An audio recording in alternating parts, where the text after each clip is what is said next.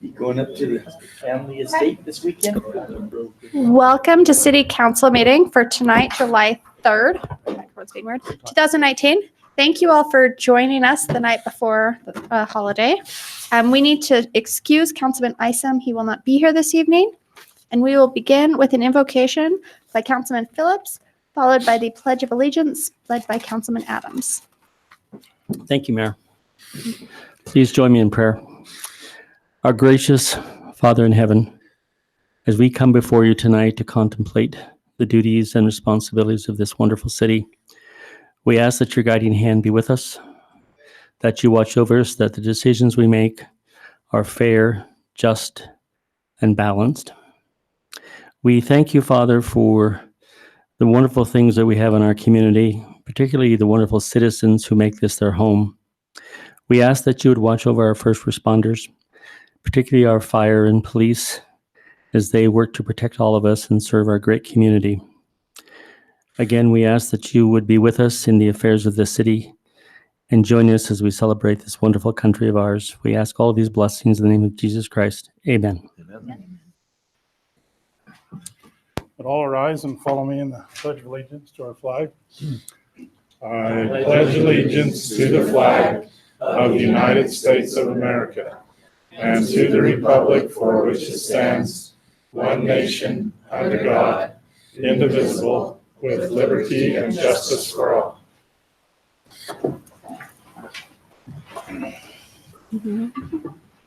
Okay, we will now move on to our agenda order approval. Are there any items that council would like changed from the agenda order? And if not, can I get a motion to approve?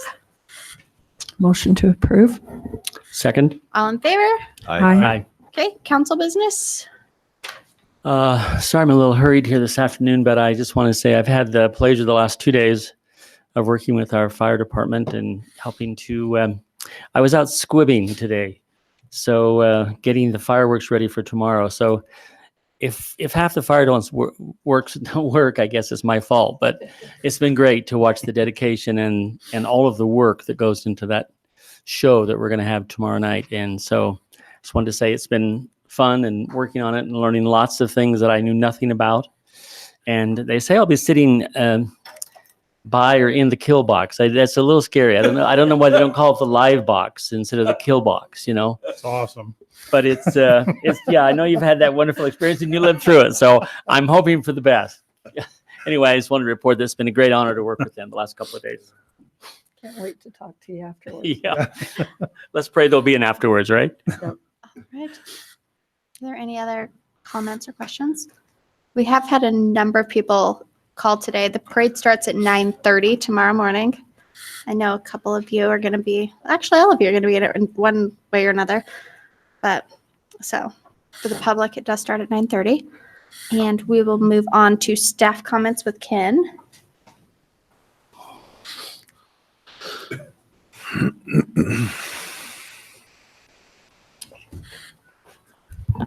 Good evening, Ken Nelson, Leisure Services. I apologize beforehand that I didn't get this to get on the agenda, but the golf course, I would like to purchase a rough mower that's in their capital budget. They needed it yesterday, but they had to wait till July. They have done the bidding process. The state bid was the low bid for $61,264.08. It's a John Deere, the one that they're looking to replace and to make an addition to their fleet. So I just wanted to present that. I will send you folks the bids so you can have that info. I just wanted to announce that so we can move that. And it is in the capital budget. It is budgeted, yes, and approved. They just need to get on that as soon as possible. So that would be great. Another news item. Many of you know that I don't see Todd here, but we're doing our Cedar City Fast Pitch Festival starting Friday after the holiday. So it'll be held on the Field of the Hills complex. So 16 teams are coming in to play Friday and Saturday, and then we roll straight into All-Star Week for you diehard Cedar people. That's a yearly event, and that will run Monday through Saturday next week. And I was just tabulating the games. So we're playing 156 games through next Saturday. Wow. So I was telling How Councilman many Cousins, teams does that represent? too many to count. Okay. The southern region, so you have the Dixie and the Washingtons and the Snow Canyons and all those folks and the Enterprise and whoever plays Little League in the South, that we are the host of that tournament. So, and you're talking ages from 10 through 14, both girls softball and baseball. So I told Councilman Cousins I wouldn't go to Brad's or Hermes for the next little while because you won't get a spot. So plenty of stuff going on next week with All Stars. Thank you. Great. All right. Are there any other staff comments? Nope. So we'll put the rough mower on the agenda next week for Okay. Okay.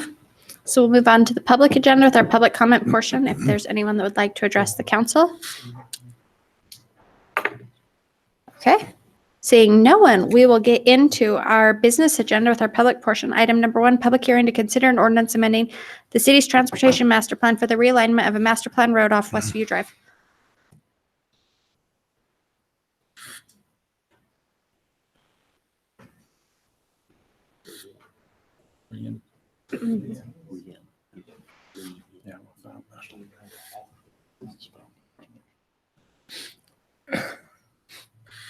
Our screen comes down, and you can see what I'm talking about.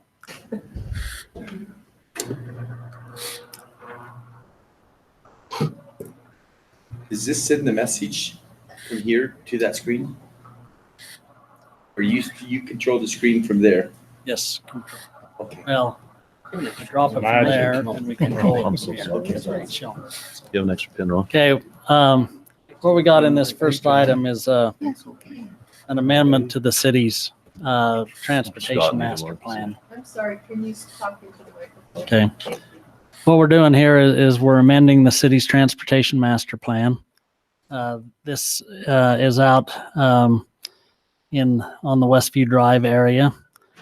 This is Westview Drive coming down here. These are the county subdivisions that are also out in that area. Eagle Ridge developments over in this area. And what we're proposing here is to do a modification to our transportation master plan by moving one of our master planned roads from this alignment on this existing road down 1/4 mile to an alignment through an undeveloped piece of property. And the reason we're doing this is the master plan road, as it sits now, is going through a developed area. And we're proposing to widen that road out from a 66-foot road to a 75-foot road. And if we were going to do that in this developed area, it would cost a lot of money because they would have to move all the utilities that are on the side of the road out, approximately 10 feet on each side, and that's very expensive to move those utilities out off the road. Plus, the properties are more expensive to buy when they're already subdivided in lots. So when we go to widen that road out and buy the right of way, it's going to be more expensive. When we move it down to this undeveloped area, the right of way costs obviously go down. So that's our proposal to move this master planned road. And it's 1600 south. We're going to be moving it 1/4 mile to the south. How far is that road planned to extend to the south? The new master plan proposal. You mean to the west or? Well, it's Yeah. hard to tell because, Okay. yeah, I mean, it's south and it's west, but So it's going, the road's going east and west, okay? This Right. is Westview Drive, and then it goes west out to the 5700 West corridor, master planned arterial street that's out further west. And is that what the other road was planned to do as well? Was Yeah, it connect with was. 5700? Okay, It so was. That's not changing. It's just Yeah. the location that it's just the moving to location of the road. So, yeah. to the east or whatever you want to. Yeah, it's a call lot that more direct. realistic location here where you don't have to interrupt existing development to put that road in. Well, is the existing road that we plan to master plan, doesn't it go through, isn't that county property? It is county property. Yeah, but we're just putting it in our But it's master. in our planned area that we master plan. And so we have a lot of master planned roads that We're gonna have a public Um, hearing. Can I have a can I ask are a not in the question? city, but they're I'm in just our wondering when we general have public plan hearing. area for master planning. Isn't that the area where there's a ditch that needs to be moved as well by the county? I think there it is. There is. There's a ditch right there that goes through the properties of those residents, and we need to move that to the south. Yeah. Is that correct, right there? Is that where we're talking? Okay. Yeah, it's real close to that. In relation to South Mountain Road, where's that at? Is it further down? There somewhere. South Mountain Drive is down in this area. Okay. Right about another quarter mile to the south where it comes in. I certainly don't want to get in trouble with my good friends up in the Cross Hollow Hills area because we've had our fair share. But my question, do we want to consider having it tie up with 1950 so it's a straight shot, or do we want to leave it at 1820 or whatever the proposal is right now? Well, I mean, that's up to you, whether you want it. Well, it's just really a question because it There. seems like I Yeah, if don't it's know. a master road, that's what I wondered about it, having that big jog in it. Yeah, it won't have a jog in it. The 1600 north or south coming out of Eagle Ridge is not a master planned road. This one is the master plan. And will it dead end then at Westview? Is that where it'll dead end? Well, I'm wrong. 1600 south coming out of Eagle Ridge is a master plan road, but this road is positioned in a place where it's not going to interfere with existing development. Okay. So that's the biggest plus to it is Yeah. because it's in a currently undeveloped area. Undeveloped area. Mhm. So if we do this, does the existing, whatever it is, 1600, does it stay a 66-foot wide road then? It does. Okay. Mhm. It does. There's a short section of it that's only 55 as it comes out of Eagle Ridge, but then it turns to 66 all the rest of the way to Westview Drive. See if I can get this. Eagle Ridge. I'm sorry, I'm confused. Eagle Ridge is like if you go past the liquor store and down Yeah. there. Yeah. So the road that goes out of there, the South Mountain, that is a master plan. South road. Mountain is. Yes, Right. but this won't align up Right. with Correct. that. And that's So why. Eagle Ridge is right over here. Right. Subdivision. This Right. is the road that comes out of Eagle Ridge, Is that South Mountain? and that's South Mountain Drive. And then this road will be up. 1600 south will be right in this area. Are there any thoughts that South Mountain would continue further eventually to the No, it's not. South? It's not master planned to do that.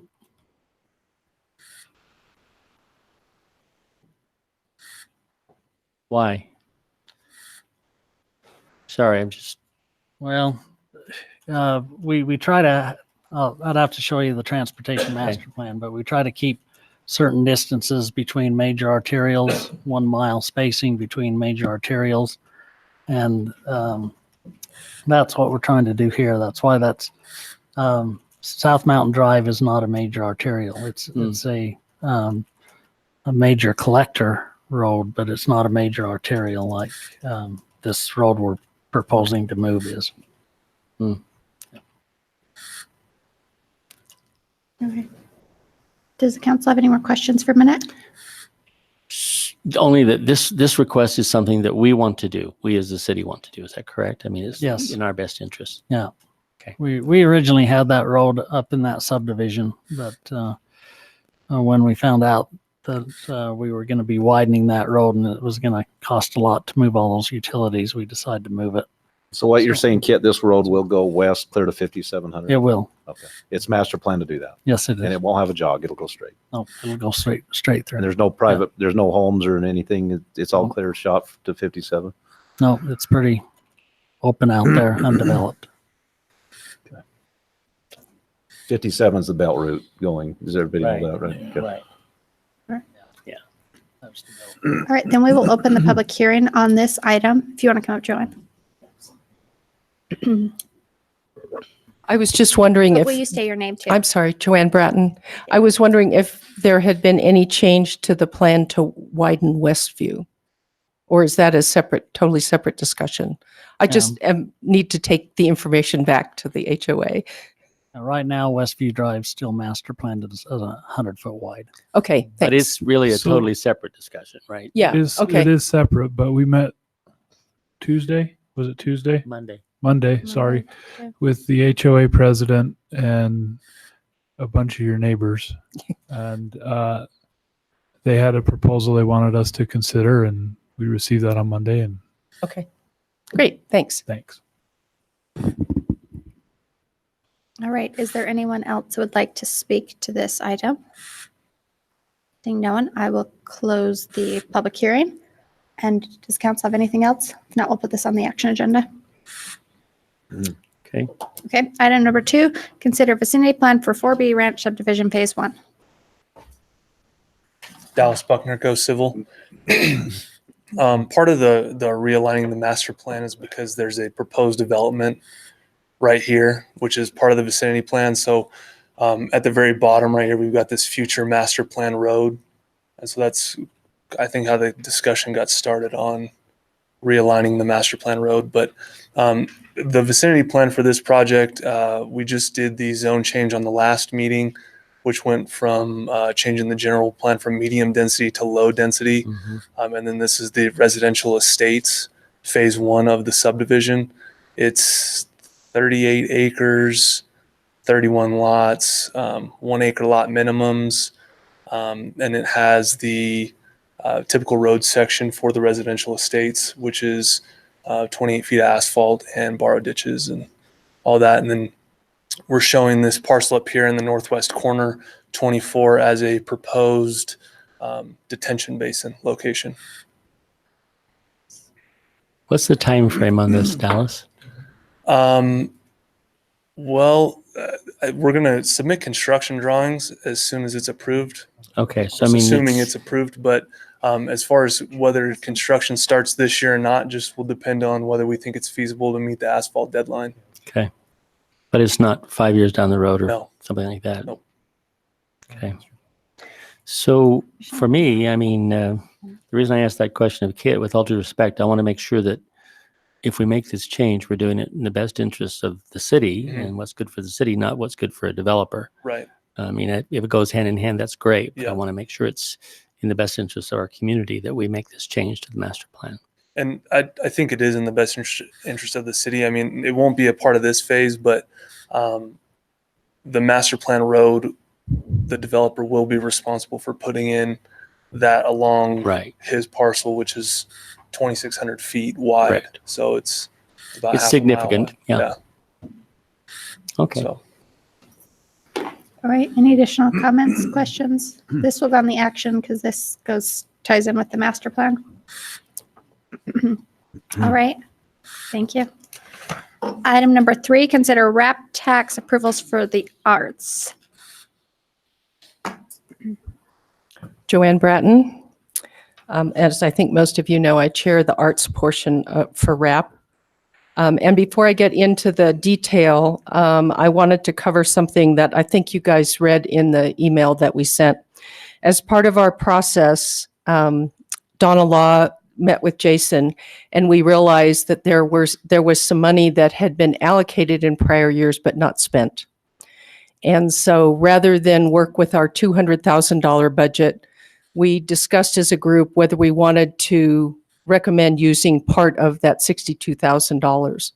And we had quite a spirited discussion because some people felt that we should hold it back because as much as we all love the fact that things are booming right now, most of us have lived through the last recession and know that sales tax revenues may dip. So there was some discussion about holding the money back in case of a recession. So what we finally settled on was we recommended that we include an extra $20,000 in our recommendations to you all.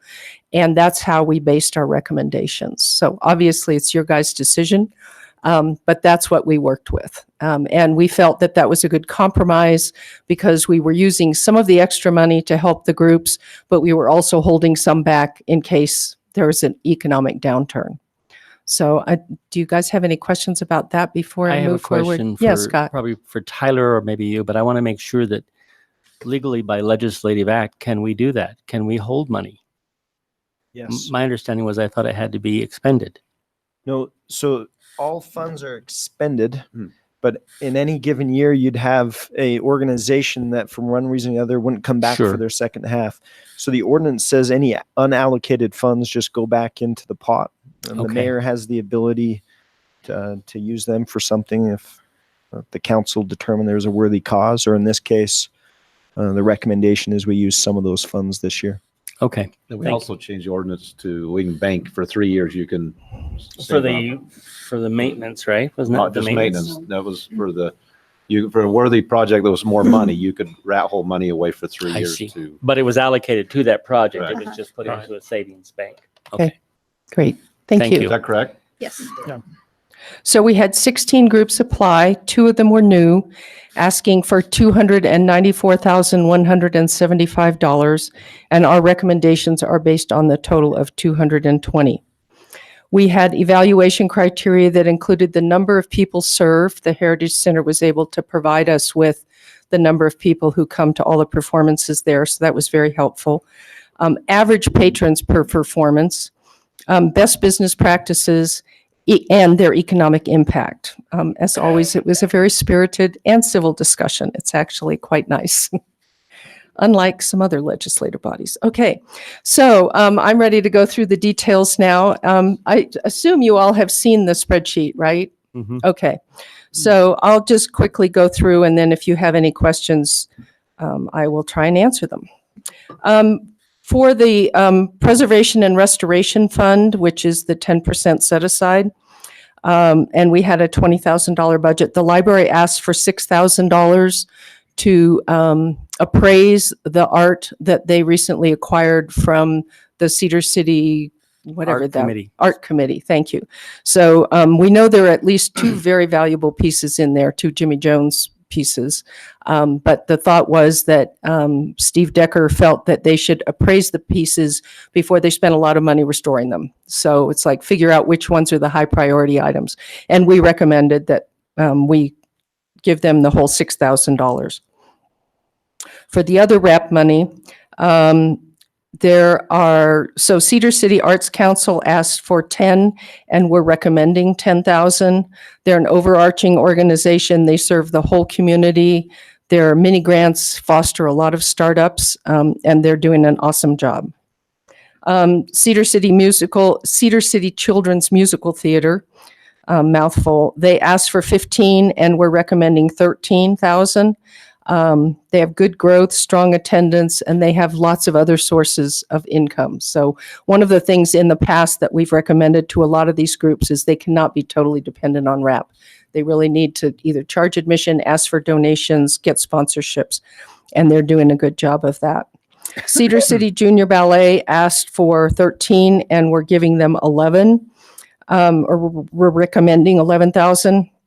There was some concern because there's a business portion and a nonprofit portion in their organization. So they charge for ballet lessons and then they also have the ballet. So there was a little bit of concern about that, which was why we're recommending a lesser amount. Joanne, could I ask you a question? Sure.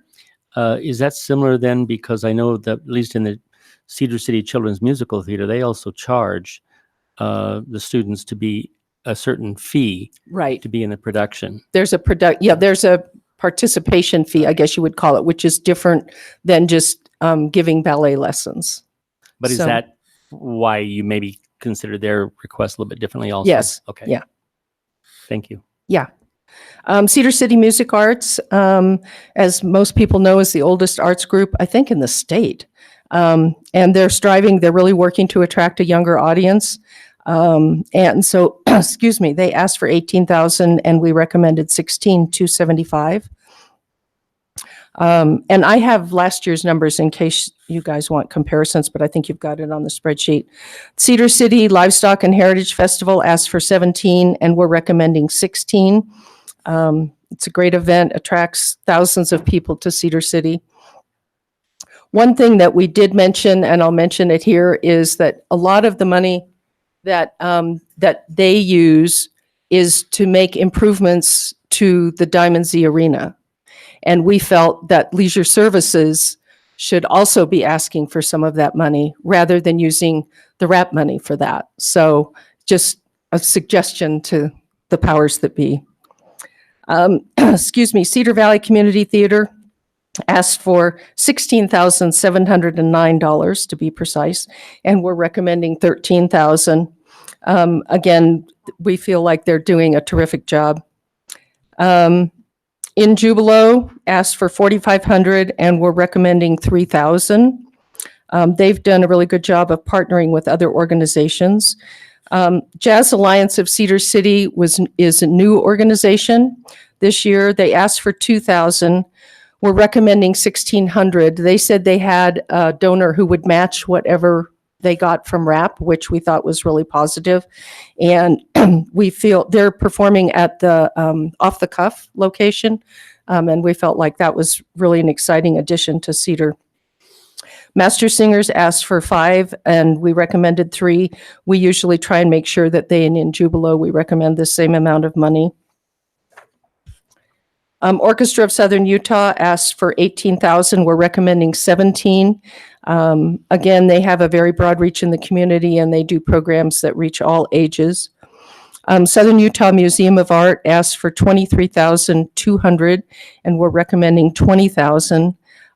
They've done an amazing job with community programs. They had over 20,000 people come through the door this last year. And both kids and adults, and their children's programs are just amazing. They're really, really fun, and it's fun to see the kids doing art. Suzuki Strings asked for $3,766, and we're recommending $3,000.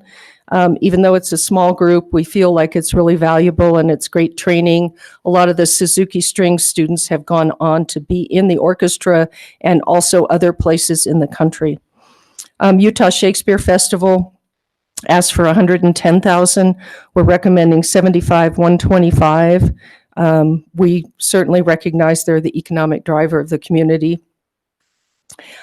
Simon Fest, which used to be the Neil Simon Festival, asked for $30,000, and we're recommending $18,000. They have a much shorter season this year. Their average performance was the lowest of anybody, so they're making a good business decision by shortening their season. And they're regrouping after the split from the Neil Simon Foundation. So there were several concerns about the business practices, which is another reason that we're recommending a lower amount of money. The Write Out Foundation, which is a great program. It's a writing conference camp for teenagers. We're actually recommending nothing, not because we don't think it's a great program, but because it really is about bringing people to Cedar. It's not serving the needs of Cedar. So we felt that they should work with Maria Twitchell to look at getting some county money. Again, we felt like it was a great organization. I actually met several of the parents when I was volunteering at SUMA last weekend, and it seems like it's a great program, but probably not for RAP money. So that's all. Questions? Do you have any questions? Well, not questions. I guess it's a question. I'm questioning, maybe. I'd like to see us consider it's approximately another $3,000, I guess. I certainly don't want to undermine your work, but I think Music Arts is struggling and they're really trying to hang in there. And I know they've done some regrouping. They're trying to get some new board members. And I would like to recommend that we give them their full funding. I'd like to add $1,000 on the Orchestra of Southern Utah, and I'd like to add $1,000 on the Livestock Heritage. That would be what I would like to What see. was the first one you recommended? The music arts, Cedar City Music Arts. So would you take it from someplace else or pull out of the pot? Pull out of the pot Okay. would be my recommendation. And I know this isn't an action meeting, but since we're discussing it, that's what I would like to have us at least What was the consider. third one? The first one was music arts. The next one would be Orchestra of Southern Utah. And the final one would be the Livestock Heritage Festival. Okay. So it's, Basically give I them don't know. all their full, what they're requesting. Yeah, it's basic. I haven't done the full math. It's going to be $3,500 or something like that. How much do we have in the pot, did you say? Well, there is a total of 62 where we pulled 20 out of 20 it. So that would leave 42. So it'd still be about 38 or 39,000. I don't know exactly the dollars.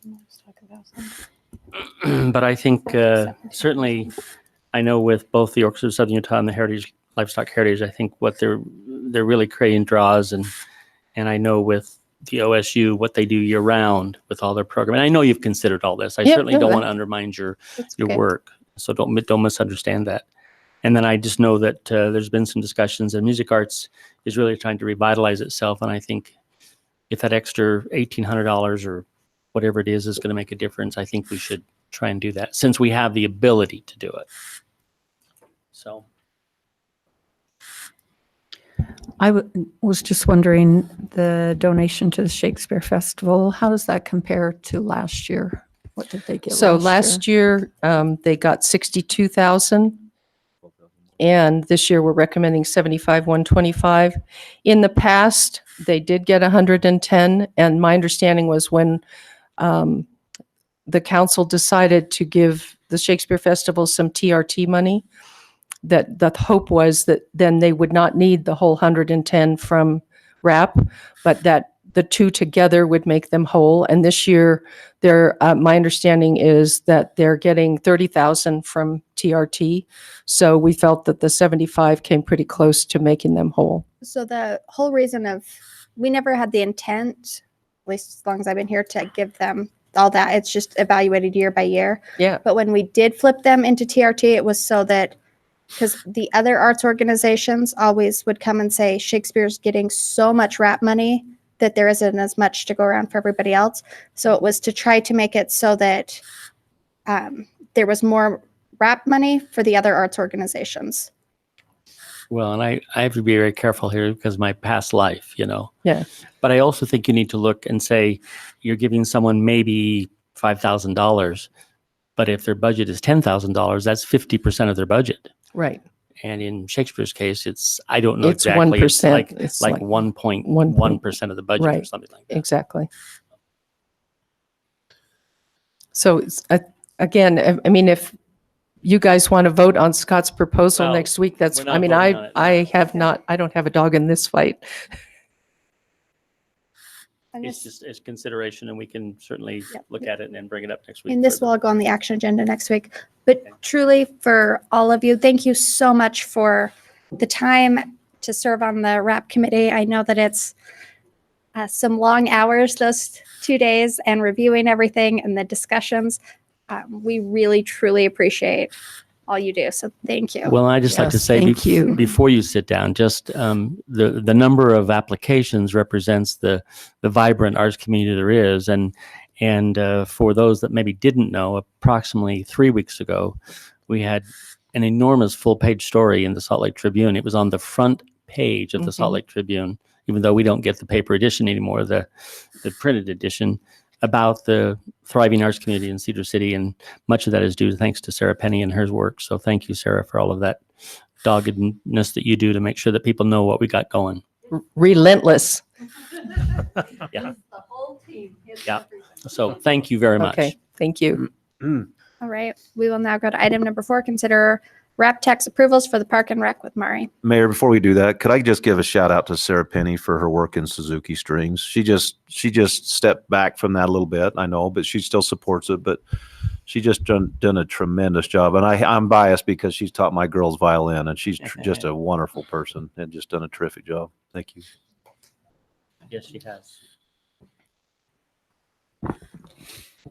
Mari Blazard, representative from the RAP tax side, from the Parks and Rec side of the RAP tax.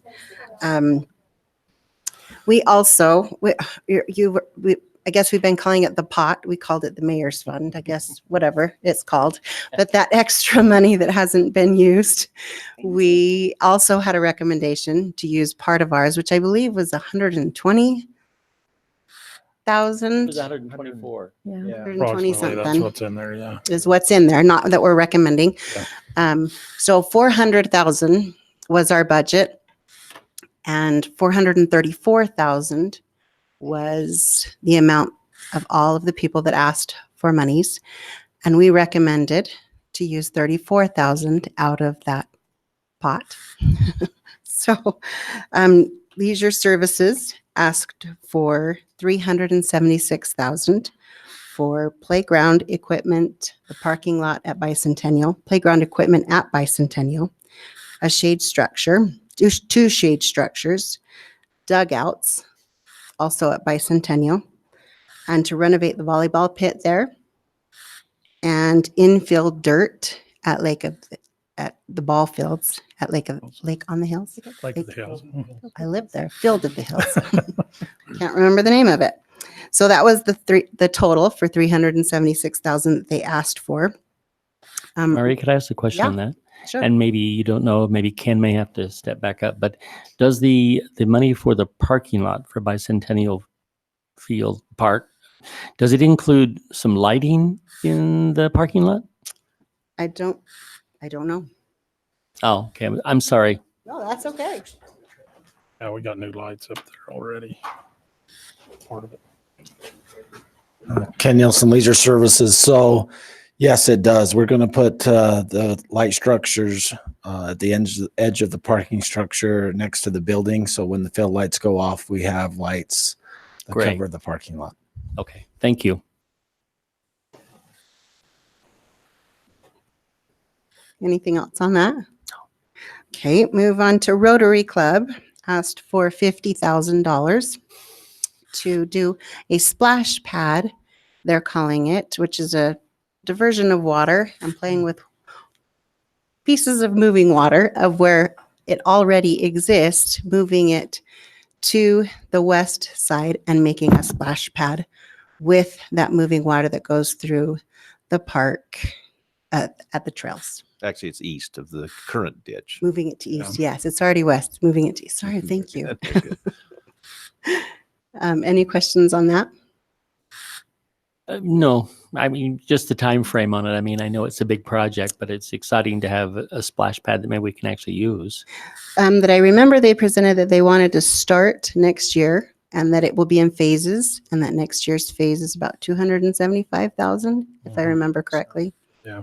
They also requested that this $50,000 be put into that condition that the ordinance allows it to be held for 3 years until the phase is fully funded, and Gotcha. then we'd release it. So if it does take more than a year, it would accumulate with what they get next year. Okay. Thank you. This should be good. And finally, for Frontier Homestead Museum has asked for $8,000 for some speakers that will kind of go in the ground and above to make noises to enhance the experience that they already provide. And all of that is 434,000. Council have questions related to that? Lucky you only have 3 applicants. I know, it was kind of fun. Not bad. All right, we'll put this on the action agenda. Thank you so much, Mari. Thank you. Thanks, Marie. Thank you. All right, item number 5, public hearing to consider an ordinance changing the general plan from low-density residential to high-density residential for property located at 100 East 1600 North. Dallas Buckner, Go Civil.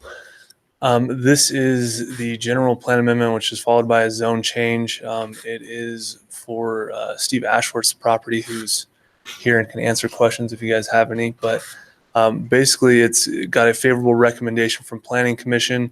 It's currently zoned general commercial. the history on it is originally it was zoned R3. Steve thought it would be better served as general commercial, and so it was zone changed to general commercial. And now he'd like to change it back to R3.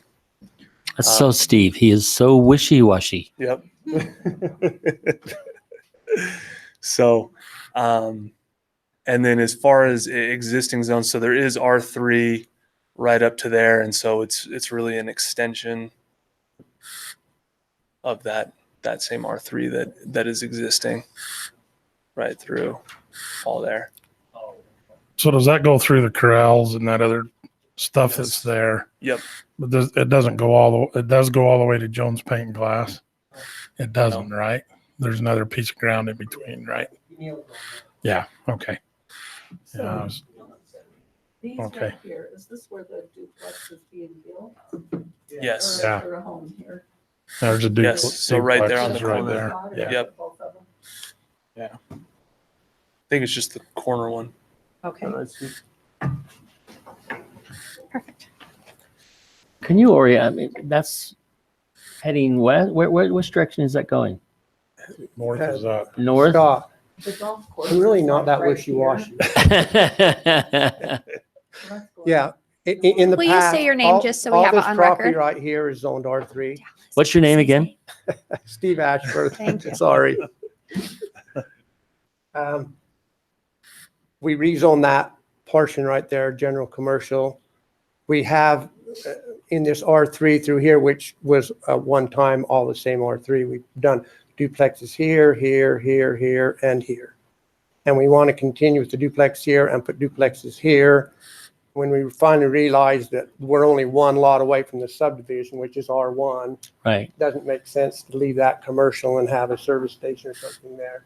So we want to continue with downgrade or go from the commercial back down to the residential in that area. And didn't I read where you had discussions with the neighbors and they were in favor of this as opposed to the general commercial? Yes, I contacted all the ones in that radius personally, except for the trailer park because they're owned by somebody out of Idaho. But all the other ones, I contacted them. They'd much rather see it residential than commercial.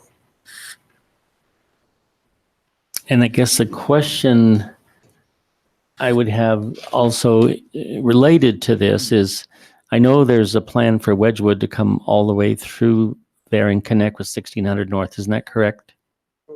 Yes, it's a master Okay. plan road. So, and is that, everyone understands that and they're okay with that? I don't want some duplexes and say, I don't want this road coming through here and blah, blah, blah, blah, blah. No, because that's road right here. Yeah, I That know. goes clear through, Yeah. so that really doesn't make any difference. That's probably, Okay. that's at the intersection. Yeah. And if you've got planned duplexes, is the reason you're doing R3 instead of R2, just to help me understand? Yes, because I guess the reason is because it makes sense to go from R1 right here to buffer. And the reason this is R3 to start with is because it buffers between this commercial trailer park and this R1 subdivision.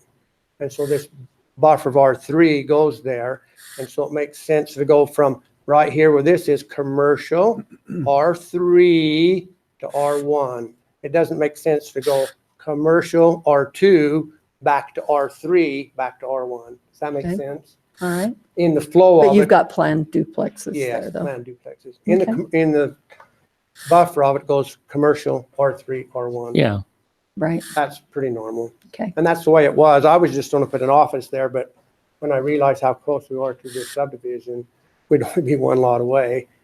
We could have the tattoo parlor in there or something commercial, and we probably don't want that. Okay. All right. Thank you. Any other questions? No.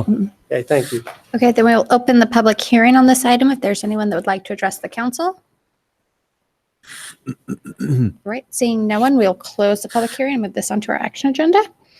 Okay, item number 6, public hearing to consider an ordinance changing the zone from general commercial to dwelling unit, multiple unit, R-3-M for property located at 100 East, 1600 North. Dallas Buckner, Go Civil. So this is the zone change portion. The previous one was the general plan. Can you jazz it up and tell us something different, maybe? Nope, all the same information still applies. Okay. Just checking. All right. Council have any questions? No? Okay, then we'll open the public hearing. And seeing no one, we'll close the public hearing. Move this on to the action agenda. Okay, item number 7, public hearing to consider an ordinance changing the general plan for medium density residential to business and light manufacturing for property located at 100 North, 4800 West.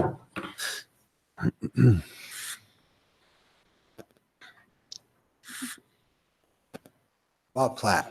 Okay, thanks. Okay, so just a little history here, because we did some work for the Lays on this. Yes, it got a negative recommendation from 3 to 2 at Planning Commission. We all know that. So where this property is this is Highway 50. Okay. There we go. This is Highway 56. This is on the south side of Highway 50. This is the property in question right here. Okay. This, owned by the Lay family. The Reed Lay family. It is basically raw ground. Across the street, just to give you an idea, this is where Longview Fiber is in this area, but that's not their name now. Capstone. Capstone, is that their new name? They might have a new name. No, it's just something else. They got a new name, West Rock or something. Yeah, that's it. That's it. Almost Western Rock. Anyway, so Yeah. this is the property in question. The property to the north, the SUU property is zoned INM1. This property presently is zoned MPD because before the Great Recession, this was going to be part of that Goodboro.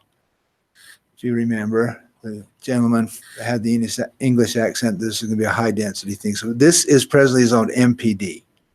And nothing ever materialized out there. Am I making sense? So this is INM1, and this is master planned, our general plan R22, RR2. But our request is to zone change it to, well, change the general plan first, but to go to INM1. We join INM1 here, and there's residential on the east side, and there's Authority Ranch Estates, which is a county subdivision with 5-acre parcels basically over on this side. There was quite a discussion at Planning Commission, but since then, there is a representative of the Lay family here that's going to read a letter. So. In the meantime, Kit, would you be able to email us a copy of that map? So we'll have that. Thank you. Hi, Dana Webster. I'm here representing the Lay Family LLC. They've asked me to read this letter. This is a request to rezone our 111-acre property from MPD to INM1. Our land is located on the south side of Highway 56 near the Y and Port 15. Ingress to our property from the highway is bounded by commercial strip on the east and INM property on the west. Our north property line adjoins SUU's INM1 property. From a zoning standpoint, the highest and best use of our property is INM1. By approving a commercial strip and INM1 in that area, the city has already designated much of that area as non-residential. Any result changes in character to that area have already been implicitly agreed to by the previous zoning changes. Any residential neighborhood on our property would be largely behind an INM1 property, clearly creating a hardship for development and marketing. Furthermore, changing our property zoning to match that of SUU's would afford for a larger parcel with more varied and flexible options for INM1 development should someone choose to acquire both parcels. We understand that there was an objection to our proposed rezoning by nearby homeowners in Thorley Ranch. Whatever the basis of their complaints, the same issue surely applies to the college property as well. Furthermore, whatever the zoning designation, our property will eventually be developed and the Thorley Ranch neighborhood impacted in many ways. With the completion of the 5700 West corridor and the anticipated increased traffic volume, particularly large trucks, the area will most likely struggle to retain the pastoral quality it has had in the past, whatever the zoning designation.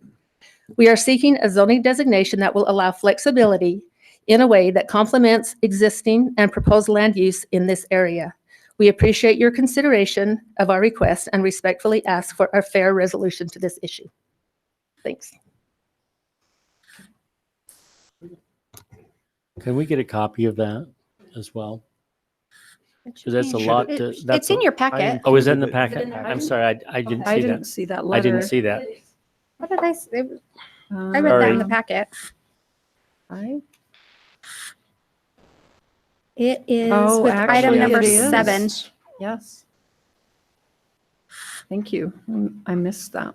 So, I did too, sorry. so who is it that has, Bob, maybe you can answer that, or Ms. Webster, who is it that's objecting? Who came to Planning Commission and objected then? Okay. And the Windmill Plaza owners, did they have any objection to it, or? Okay. Does the council have any questions? Well, yet? I just have some concerns, and that's why I'm trying to wrap my head around all of this, because I know not too long ago we had the Burgess people in here, and they're looking at developing 4500 West in subdivisions and homes, and it seems to me that we don't want to put pockets of a certain kind of zone in this place where we have a lot of residential people around it. So I'm just trying to potential. I mean, they're not there right now. There's a few, but there's other things that are planned to come that direction in the not too distant future out at 4500. So we're not too far away from all of that. And I just want to make sure that we're not getting ourselves locked into a situation where we've created a certain zone in an island, and then right across on the other side of 56, we have all of that light manufactured and industrial over there. So that's why I've got to really study this maps and look at them. So I have more questions than I have anything else right now. It's just trying to figure this all out. Can I add just one more thing? If I go up to the map, is that okay? Yeah. We have a pointer. Pointer, okay, that's Just even push the better. little button right here on. Okay, right down here is a very high power line. Is it a substation? Is it A power line. okay? And this right now is INM1. And then we just want to match this to it. Do you feel like if there was some kind of manufacturer that needed a deeper property, it would lend itself well to combine that? Right. That's borders the Right. highway, correct? Right. So this is just for the future. There's nobody currently No. going in there to Nope. start a business. Nope, it's just for the future. But with that power line right there, it's not, I wouldn't want to, it's not as conducive to residential as another use. Right. I mean, it's either going to be residential or I&M, right? Really. Right. So you're kind of bordering I&M both anyway, of 'em. either way. I was just wondering about Windmill, because isn't this the one we've just approved for them to go forward or not? That's why I wondered if they had any objections. And then So, that piece is commercial right there. right. Yeah. Well, it's R3, isn't it? Is what it says on there, on the Is it R3? general, but I don't know what. the- Yeah, it says R3 on it. Okay. All right, thanks. Thank you. So we will open the public hearing. If there's anyone that would like to address the council on this item.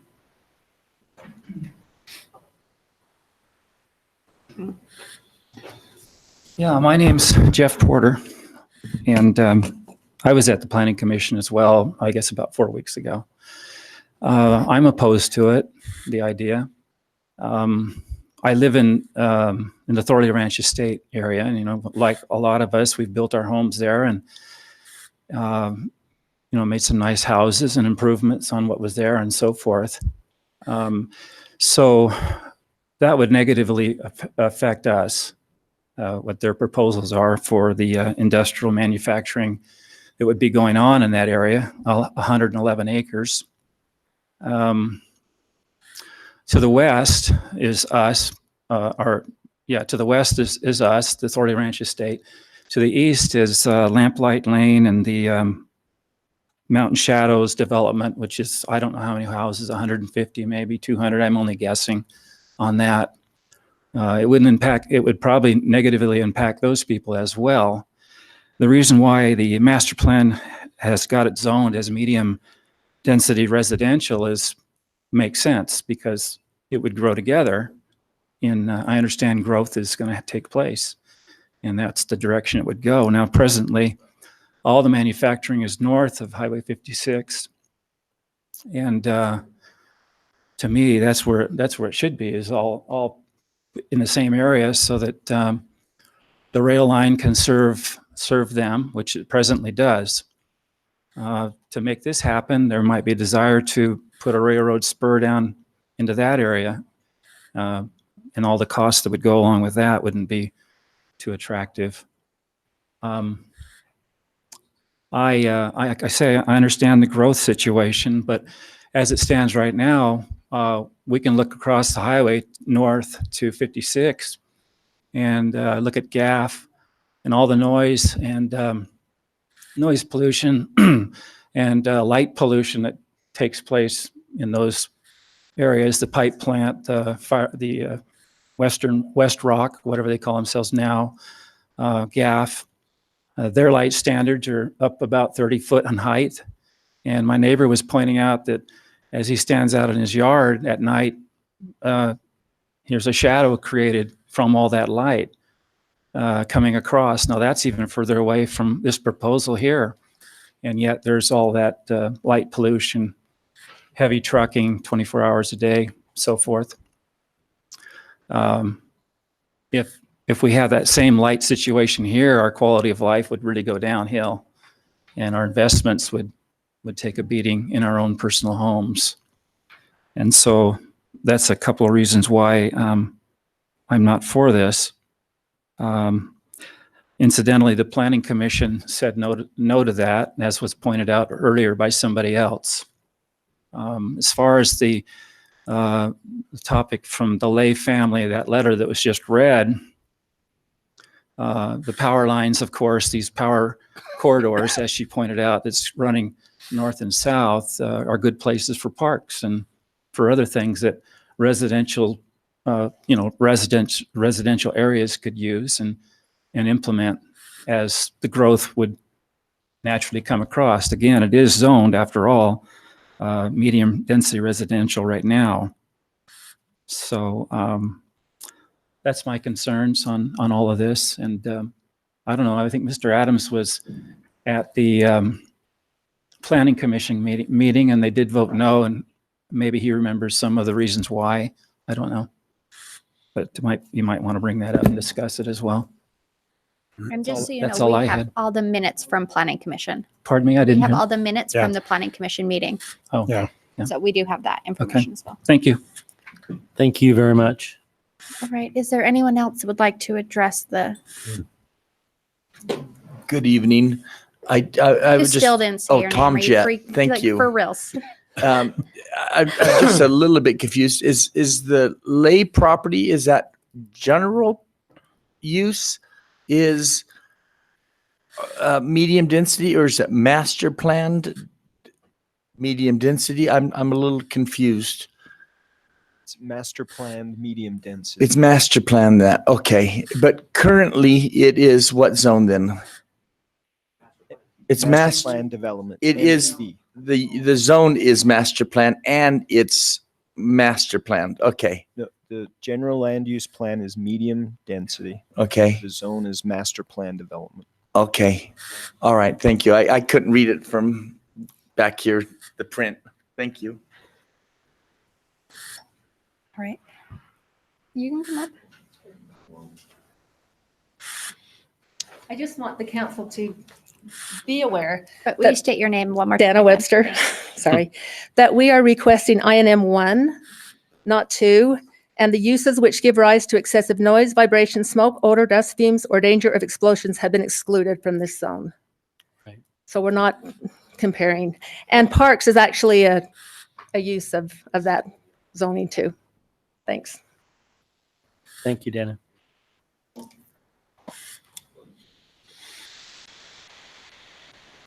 Adam Hahn. I just wanted to point out, so it does go, so this is the city boundary, I believe. And where we want the county to be good neighbors to the city, we should also be good neighbors to the county. These are existing residents that have existing homes and existing property values, and putting I&M up against their homes, I don't think would be appropriate. That's one of the reasons why we voted against it in the planning commission.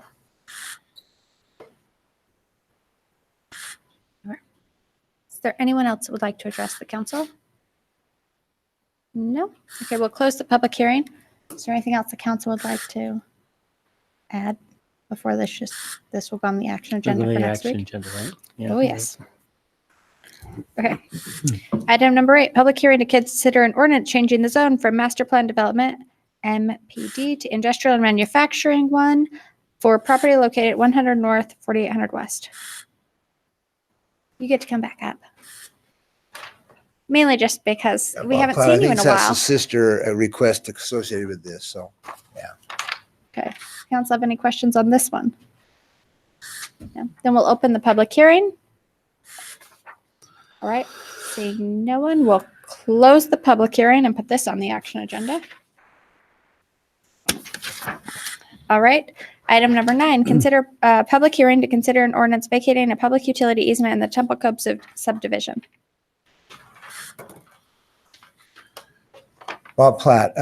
So Temple Cove subdivision, this is right north of the temple. These 2 lots, after we've created them as residential lots, the church has determined that these 2 lots are going to be made a parking lot for additional parking for the temple. So that is in the process of close to being construction beginning.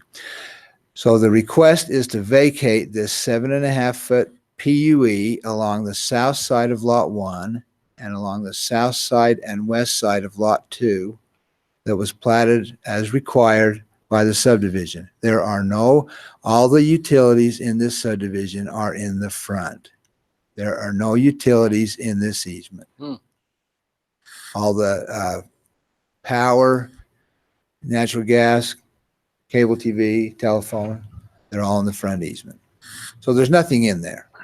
And it's the desire of the church as part of this, creating a parking lot here, to vacate that easement. So that's what the request is. Bob, is the LDS Church developing the subdivision? It's developed. I mean, I've seen the roads, but I mean, They are the, well, Suburban the Land, owner- are they the Suburban owners? Land Reserve was the developer and they're a real estate arm of the church, okay. basically. They're not building the houses. No, they're selling the lots for, Okay. yeah, they're not building the houses. Is that what you meant? Yeah, and so the land was theirs to buy back or get back. Right? When they And that's bought what when they bought the property for the temple, they also bought this property. Okay, thank you. That's what. Yes. Okay. Does the council have any other questions? No. Okay, then we'll open the public hearing on this item. Seeing no one, will close the public hearing on this item and move this onto our action agenda. Okay, now move on to the staff portion with item number 10, discuss information technology services Oh, there we go. Thank you, Mayor. I had Tyler pull the original RFP back in July of, or actually this was dated May, I think, of 2016. And this is when we went out to bid for our IT services for the city. And in that, I was reading through this today, and it talks about it just says contract time. The contract time for contractor services will be 2 years. I know we ended up with a month-to-month contract with Executech on that. They were awarded that contract. I've brought this up, I think, at least once in a public meeting and maybe several times privately with staff. And I talked to Tyler about this, and he says sometimes they'll have an automatic renewal. I don't know if that's what happened here, that it may be automatically renewed. I know with a month-to-month lease, maybe it doesn't need to, but it's been it's been exactly 3 years now, and I would like to look at a new RFP for that. There's been 2 computer companies in Cedar City, and I don't know maybe we can just identify first, is Executech, is it considered a local company now because they have somebody here, or they're still located in Sandy, I believe, right? So are they considered local or not? They have employees here, right? They have one here. They have two here and they're adding That's another Caden. one. They'll have three here shortly. Aiden, I don't know his name. Yeah, but they're servicing Hurricane and some other areas out of Cedar City, the techs that live here. Their headquarters is still in northern Utah, Yeah. I believe, right? Yeah. So They moved those techs here, which was part of their agreement. I guess one of my questions would be is when we do a request for proposal, whether it's for roads, streets, tree trimming, whatever it is, we're asking for services and we're trying to make sure we compare the services the city needs with the dollars that we have available or think we have budgeted for the project. I want to make sure, because I certainly think there's nothing wrong with getting a request for proposal. I want to make sure that we're looking apples against apples. In other words, if we had 35 computers 5 years ago and now we have 90 computers, I don't know what the numbers are. Of course, the costs are going to go up. But the standard maintenance, if we're saying we want maintenance of our computer system and our software programming, et cetera, they all should be able to bid on that kind of a process. The hardware is the issue, different issue, right? Because we're going to be purchasing different things and interfacing different things. well, I can address that, Yeah. Scott, if you'd like. Yeah, I should shut up and just let you No, talk you're for a minute. good. No, thank you. That was perfect. But I went through that. I had Jason and Rian. They ran a report from February of 2010 from 2010 until May of 2019. And I was under the impression when we awarded the contract for IT services to Executech that we were still I was told that on a couple occasions that, hey, we were still going to buy a lot of our hardware and stuff from local vendors, whether it be Mountain West or what's the other one? Slipped my mind now. What's the other computers company here? Simtech. I'm sorry. Thank you. Simtech, and then there's also Cyclone Computers, but they're smaller. They're a smaller firm, and I know that they didn't express an interest in this. But Simtech and Mountain West have both expressed interest in rebidding this. And I just compared the spreadsheet from the time that we awarded the contract in 2016 until now. We have purchased in hardware from Mountain West Computers $31,374, and from Executech $96,026 in hardware. Software $21,615 in that same time period from Mountain West, and $43,313 from in software from Simtech or from Executech. I'm sorry. So in 2000, from 2016, when this contract was awarded to Executech till present, we've paid them $347,212, and Mountain West during that same time from that same period was $53,139. And so if you look at the amount of expenses we've had from February 2010 to December of 2016, from when this contract changed, we paid Mountain West $149,509, and so that was about 7 years. And then from August 2016 to May of 2019, which is about 3.5 years, we paid Executech $207,869. And so if you look at the total history from February of 2010 to May of 2019, we paid Mountain West $606,713, which is about $63,864 per year. And in 3.5 years with Executech, from August 2016 to May of 2019, we've paid them $347,212, which is $99,203 per year. And so that was an increase in cost of about $35,339 that we're paying to an out-of-town company. And I just would like to, and another concern I have, if you look at this, and Jason, thank you for printing this, but if you flip back to, it's about 3 pages from the back, it shows August of 16, where we started the contract with Executech. I was just looking at the expenses of hardware, and I think this is something we had to look at in our policy. You look at you guys find that? August. You've got a bigger one, Ron. August of 16. Yeah, I've got it all. You got, so yeah, August of 2016, it's in that second column. So go right here. Okay. Here. Gotcha. So just looking in the first row right there is hardware. This Okay. is software and that's IT.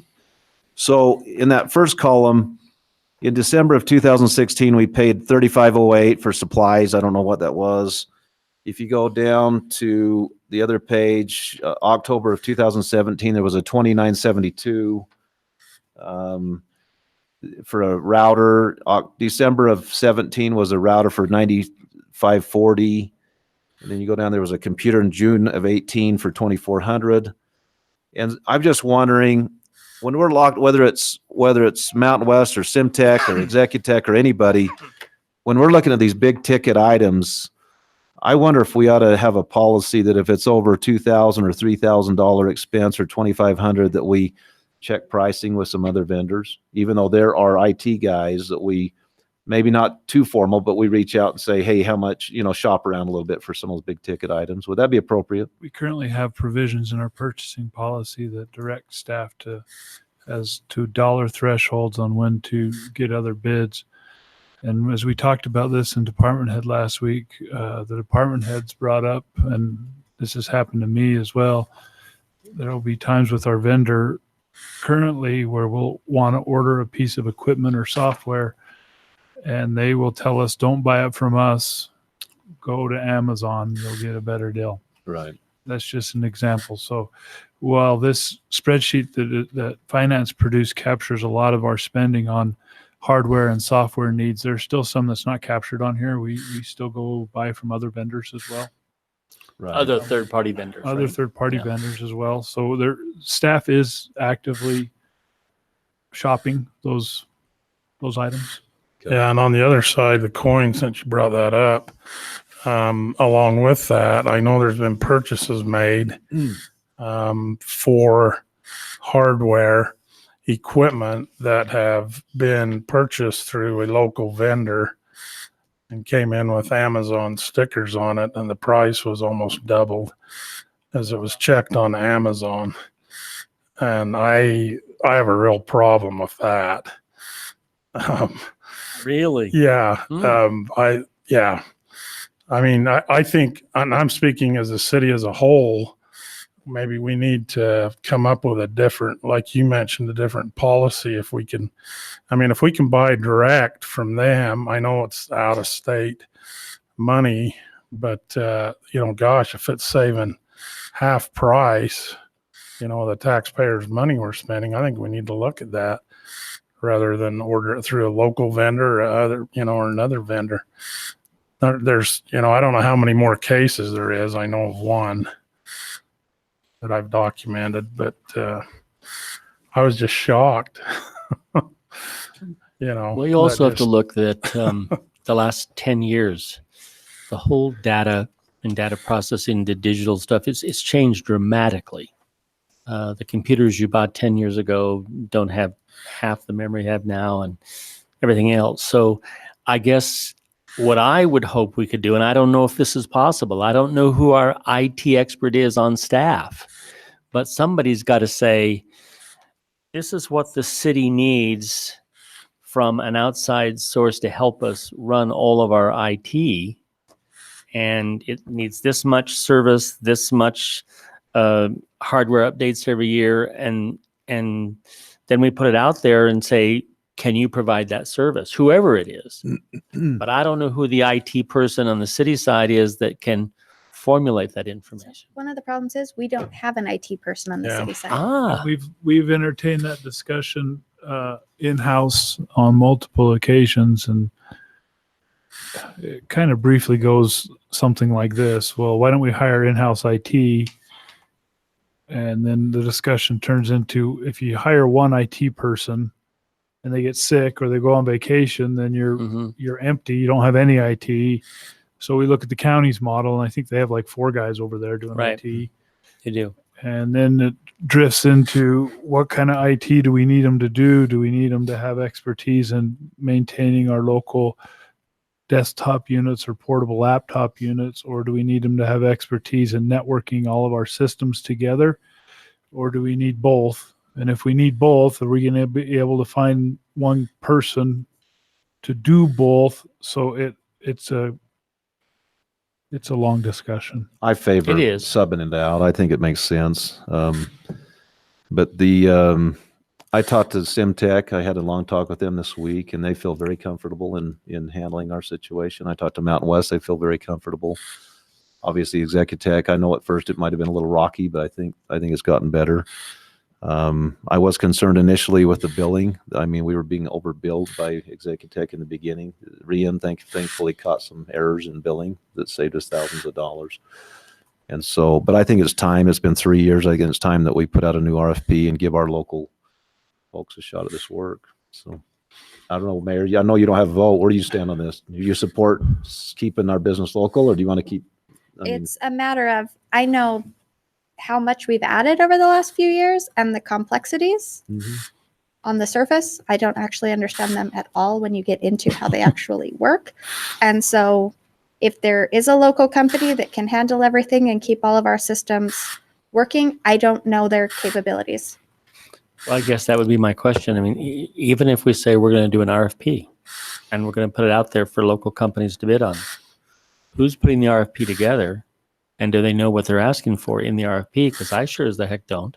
And last time it did turn into a train wreck of It was- revised it was a mess. with revised. So just for the public's memory, and this, when Rick Holman was the city manager, he made a phone call to the company that which was Mountain West. I think it was Glenn, and he said, "Hey, you've been doing our work for so many years. Are you happy doing our work? Do you want to continue doing our work?" Or something like that. And they said, "Sure, yeah, that's great." And then they received one of these RFPs in the mail. And they thought it was just a formality. They were a little bit confused, and they just wrote on it, "Hey, we'll take care of your needs like we always have." And so, granted, it wasn't done very well. It was probably a mistake on their part. But I know the first RFP it didn't even include the police department, which is probably the biggest part of our IT needs is in the police department.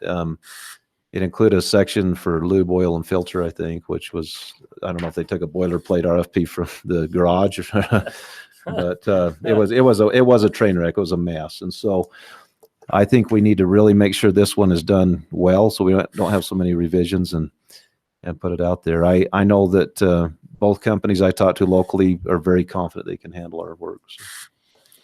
Yeah, just my comments on it. I'm not opposed to having an RFP done, but I guess I also mirror a lot of Scott's same concerns. Who's going to write that RFP? Who's going to outline exactly what we need? And I'm a little bit concerned the information that you're putting out, the comparisons, they're apples and oranges. They're How, not. Terry? How? It's off the Because spreadsheet. it's off the city- spreadsheet. So tell me that Go you through can, it. It's let's, right here. Let's go through it. no, wait till I finish, Don't okay? call it half truths when it's right here. I didn't black say and it's half truths. I says it's comparing apples and oranges. Can you build a cabinet for the same price that you did 10 years ago? white. No, I can't. Exactly. That's why I'm saying it's comparing apples and oranges. You can't just add up everything over 10 I years. compared the same time period of charges. I compared. Right, but one company, we reason I brought that up- completely redid our IT services. We linked all those services, the servers together and everything. It's not the same service that Mountain West was providing. I stand firm. You cannot compare that apples to apples. Are you willing to, Terry? Are I you told willing to you. put it out for our local people to look at again? That was my very first comment I made. I am willing to put it out there. I just don't know who's going to write that RFP. I read through the RFP, and it's this one that they finally came up with seems pretty The clear. one of May of 2016. Yeah, I was you can just- read. I was just looking through it. Yeah, read. And I'm sorry I didn't get out sooner. I didn't think to have that printed till today, so it was late. I Yeah, should have got out. so sooner. I haven't But we can reviewed read through that. It seemed pretty clear. It didn't have lube, oil, and filter in this one, so it was, Well, that's Yeah. good. Well, we got to No, make that sure. was my first comment, that I am not opposed. So Yeah. do you understand that now?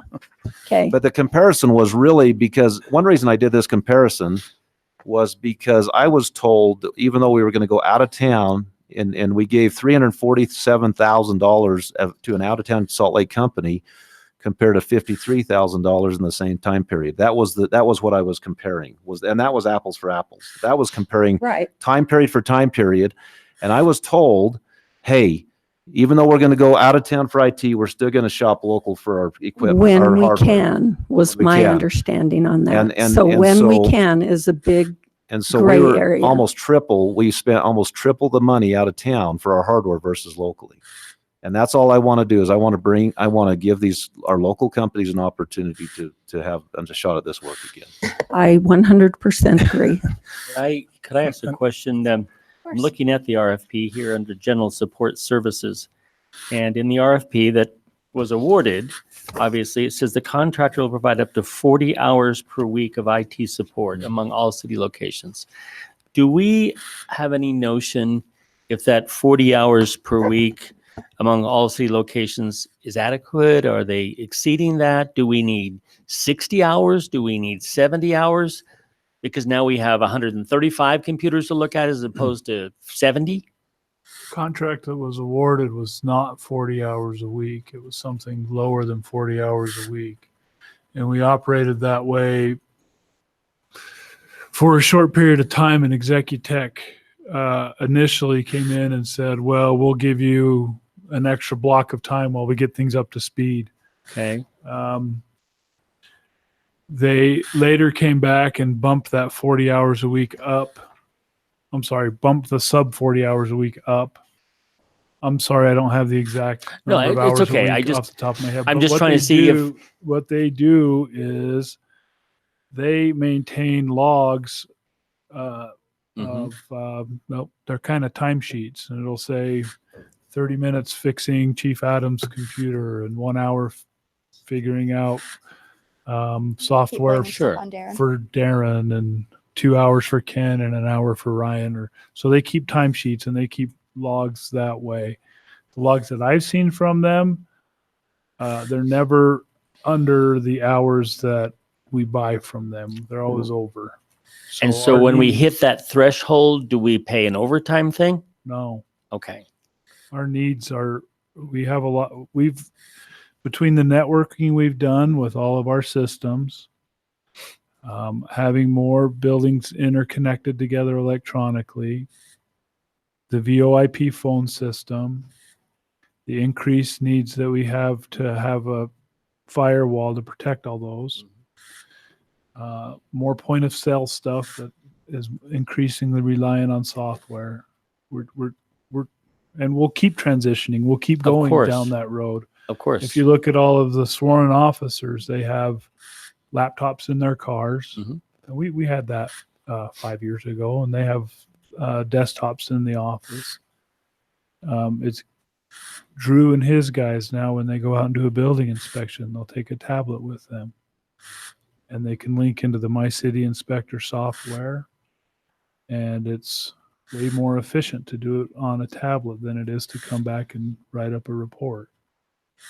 So I think over time, we're going to keep moving that way. There's going to be more innovation and more opportunity for that. One thing, Scott, just to bring you up to speed, I don't know if you remember the whole discussion, but there was some claims that Mountain West failed an FBI audit, and that was not true. There was an audit made, and there was some recommendations made. But if you go back in history, And how long ago was that? well, it was probably 3 years. I would Okay, imagine. just when this- before- just yeah, before. I think. But from what I was told was that there was an FBI audit because they were going around and auditing the law enforcement portions to make sure they were secure. And when you went back, and I mean, Mountain West, having done our work for many years, they recommended some firewall enhancements, and they were told by staff that it wasn't in the budget. And so then, after they were told that, and it came back to the RFP time, well, there was some just like Jason or the water district or anybody, any other, or the county or any other governmental agency, when you have an audit, generally there's some recommendations. Sure. It doesn't mean you failed the audit. It just says, Right. hey, you may need to beef this up. And that's what happened. We've definitely increased our spending on electronic needs, whether it's security or servers and linking. We're more heavily invested today than we were 4 or 5 years ago. Well, and that's not going to go away, as you mentioned. So I guess the only question is the RFP going to allow us to lock into something that we feel comfortable with, saying at least for a time period, whether it's a 3-year contract or a 5-year contract, whatever we decide it's going to be, is that something that's going to help us? Because we know that the budget amount for this term of this RFP is X number of dollars per year, short of having to buy a brand new computer because it blew up or something like that. Do you know what I Yeah, mean? we're always going to have hardware needs every year. Yeah. We have, most of our department has staggered hardware. Some of it's newer, some of it's older, and we routinely every year buy new hardware. Yeah. One thing that Hopefully, if you do an RFP, it'll give us some certainty going into the future. That's one of the advantages of a longer term contract. Right. And one thing that was attractive about Executech, it was a month-to-month contract. So if you weren't happy, you could cancel. But I've seen a situation where month-to-months may not be the best thing. We may need to say, hey, it's 2 years, 3 years, 5 years, whatever it is, and have a sunset or something or an expiration date of that contract. Because with month-to-month, nobody ever thinks about, there's never an end. You just keep going. Sure. And having a little bit longer period of time, because it takes a little bit of time to get people ramped up to what our current network is at the time. Sure. It took about 6 months to It get. took a while to get things 6 ramped or up. 8 months to get when Executech started to get them up to speed. It's not a quick process. No. But I would think at least a 24-month or a 36-month, because I think you want to have at least a couple of years, because they've got to get knowing what's going on, and I think that's fine. I don't think there's a problem with that. I would suggest if we think we could put something together that will serve the needs of the city, we can put it out there for these companies to bid on, and then that way we're going to know, we're going to be able to look at them, and we don't necessarily have to go with the low bid if we don't want to, but it certainly allows us to do that if we feel like going to give us the best service, whatever this package ends up looking like.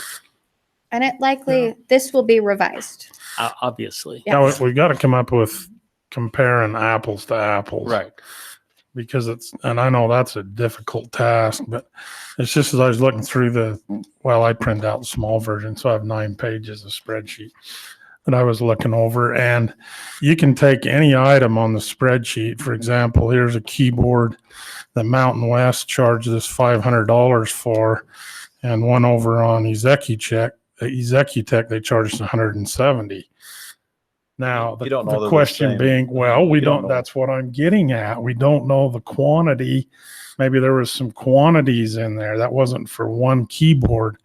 But if you start going down the list, you'll see the same thing. I mean, here's computer Mountain West, 15,000. Here's computer over here, 900 on Executech. So I'm just saying, somewhere you've got to have apples to apples, and these numbers don't. That's why These numbers don't That's why I reflect suggested we go out the and get quantities. That's why I suggested Yeah. after a certain amount, we go out and get some pricing. I'm not We don't- opposed to we don't- any RFP to help us out either. Obviously, one was probably a server, I and one mean- was a desktop or something. Or they could have bought 15 computers. Well, and You that's just said what I'm computers. saying. I'm saying the numbers, we don't have enough data on the sheets to compare numbers really.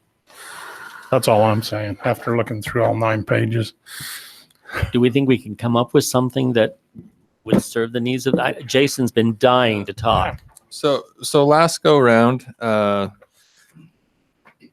I talked with staff, and Paul and I have talked a bit about this. So in our purchasing policy, there's a difference between getting an RFP, which is a request for proposal, and bidding something. So if our public works guys say we need 10-foot pipes that are 2 inches, right? They spec that out, they bid it out. We go with the low bid unless we have a local bidder preference, make the purchase. There we go.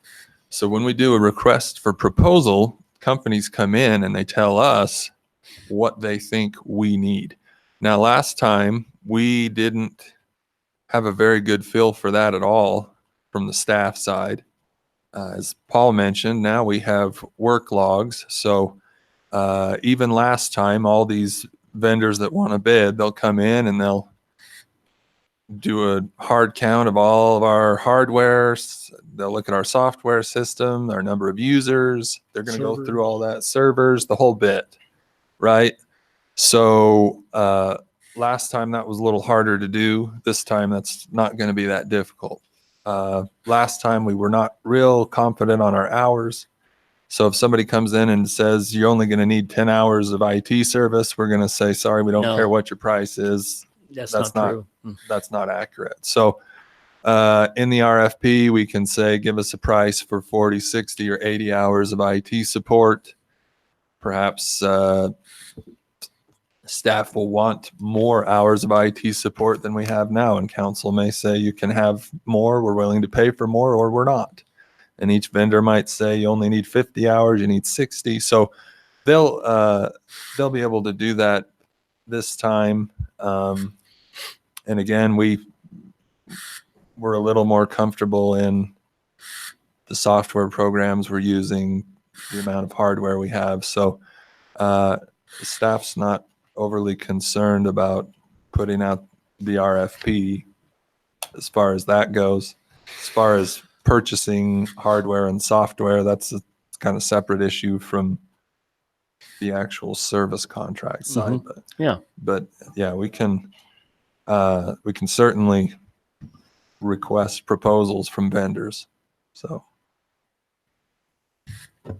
How long do you think, Jason, it'd take to, or Paul or whoever, to put this together? You have someone that wants to say, so I don't know if they can. But Well, we wouldn't put anything together until a vote. Then we would start working on it. If we put a bid out or an RFP out by the end of July, early August, the policy says you got to leave them out for 5 days. I would probably recommend we leave this out a little bit longer because we have a lot of moving parts. I would agree with that. So Maybe it even would a be September time frame. that's okay. That's all right. Let's have someone that wanted to say something, Mayor. Is that all right? That's fine. Come. You just have to say your name. Yep, Tyler Melling.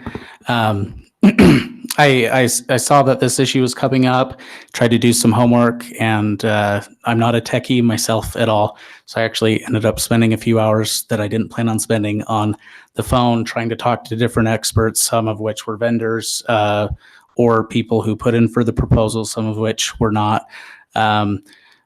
My understanding was that one of the issues with the RFP 3 years ago was that it was almost kind of an open request, almost too open, kind of propose your ideal IT solution for the city.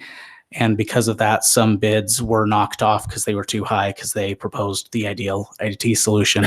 I would maybe suggest, because it's not a brick and mortar facility, it's more of a complex service. If there's some way to suspend the rule that all but the two lowest bids are dropped, to maybe see what the companies would be proposing. I don't know if there's a way to do that procedurally or how that would happen, but maybe to see what proposals are out there so that you truly can compare the different service levels where the bid, even within a certain amount of hours, they're in the industry, there are different margins for those who are expecting to provide hardware or not, those types of things. And so maybe just consider more than two companies. And I don't know what that magic number is, but just a consideration. Thank you. Yeah, I think the service agreement is the key in all of this. We had more than two last time. we had multiple bidders last time. We had Syntec, Mountain West, Executech. So I'll try to answer this carefully. Staff reviewed the proposals, scored the vendors, and made a recommendation from council. How council determines to award the contract is not staff's decision. So there were multiple bidders, and the criteria that ultimately awarded the contract was at the council's discretion, not the staff's. Does the local bidder preference apply, or is that just construction projects? Well, it applies on everything. Does it everything? It's a percentage. And that's the 5%. If they're within 5% of an out-of-town company, they have a right to match their price, correct? correct, but that would assume it was quantifiable. So Right. we had It's a lot- different hours. Yeah, it's a lot easier to apply to a bid than it is to an Sure. RFP. It'd have to be apples to apples, and that's difficult. Sure. So that's why I say if we bid 40, 60, 80 hours of IT support, we could probably quantify that. If one vendor says you need 10 hours and the others say you need 50, we can't local bidder that because we're not really, the price isn't the same quantity. Sure. So Sure. that was challenging last time, which this time it wouldn't. We can Well, as you spec say, that we have a better. lot better information this time around to help build the story. Yeah. Great. I think we should try and do that. Okay. So you want this to go on the consent agenda? Do you want to talk about it more next week? What would y'all like? I'm Go good on with consent? consent, but I don't know what you guys want to I do. think it can go on the I'm good consent. with Yeah, I consent. don't think All there's any right. problem With that, with can we get a motion to adjourn then? Motion to adjourn? Second. All in favor? Aye. Thank you. Let me get this to you before I forget. Yeah, I would be super ticked if you took my pen. Oh, wait. I was so